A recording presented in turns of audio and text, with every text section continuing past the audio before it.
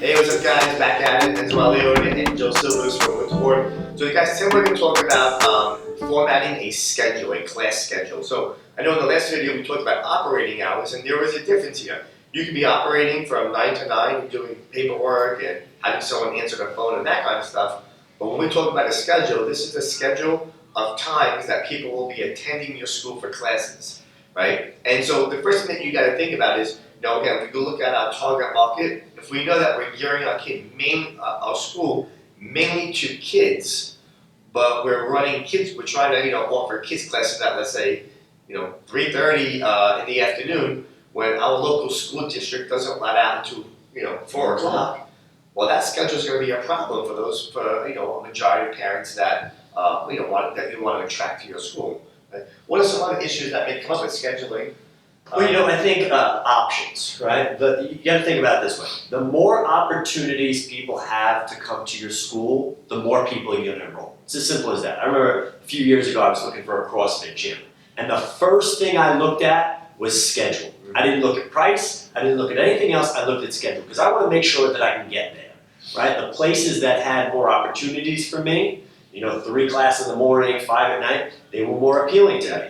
So it's not always a price thing. I find price is not an issue when enrolling people at our school, but schedule can be. That would be the biggest challenge, is making sure that our schedule is robust enough that people can get to your school. Right. And it's interesting that you say about price, because we always think the top 2 reasons why someone will not enroll in your school is basically going to be either price or schedule. But here's the thing with the price is if you show enough value, right? And if they, if you hit their pain point, so to speak, and you show them how you can help them, then they'll find a way to pay. But here's what's really hard: it's hard to find time if it just doesn't work, right? So I also like that when you're formatting your schedule, think of like an X, right? Maybe on Monday have an earlier time. Let's say it's kids, so maybe Monday is a 4 o'clock kids class, but then on Tuesday I go like maybe 6 o'clock.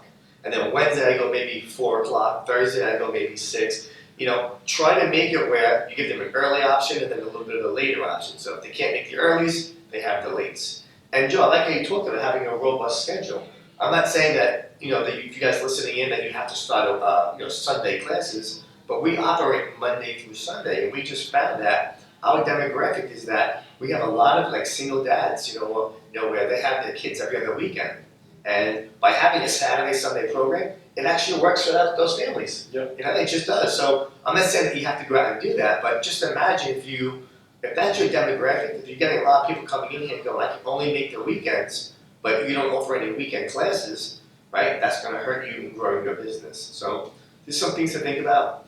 The only thing I would add to it is make sure that you're prepared for growth. So, for example, if you have 2 classes that are back-to-back, no break in between, and your school is maybe on the smaller side, you've got to think about the flow of that school. What's going on when people are leaving? Kids are grabbing their bags, they're putting their shoes on, other people are coming in, the parking lot's packed. So when you're thinking about your schedule, you want to make it convenient for people. What's the experience that people have when they come into your school? Is it packed where there's tons of people, they can't move? Or is there a small break in between your classes where you allow for some people to leave, where your new students are coming in, that type of thing? So think about, you might not have a big student base now, but it's going to grow. Right? And you want to be prepared for that growth now. We don't want to change the schedule constantly, right? Exactly. People don't like that. We want to keep that schedule as consistent as possible, and we want to make changes very, very rare. Yeah, and changing is good though, because if you have to, that's if you're growing, you need to add on more classes or whatever it is. But here's a good rule of thumb for you guys to know, that if you have a class that has like less than 10 students consistently, then you know what, that's probably a bad class time. You know what I mean? Like, we like to see that all of our classes are 15, 20 students. Now, unless your model is, 10 kids in a class and that's it, you guys look, like I have, think about this more for a moment, you have a really great class time, which let's say is 6 p.m., right? That's a hot spot. Kids are out of school, they just ate dinner. You have a 6 p.m. class, but no one's showing up to it. Well, then you gotta say to yourself, like, well, what's going on here?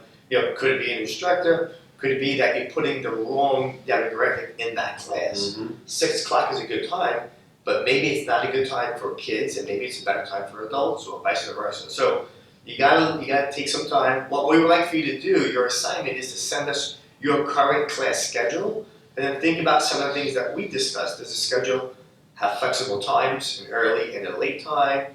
Do you offer a robust schedule where you're Monday through Sunday? Are you noticing that you have classes with less than 10 people?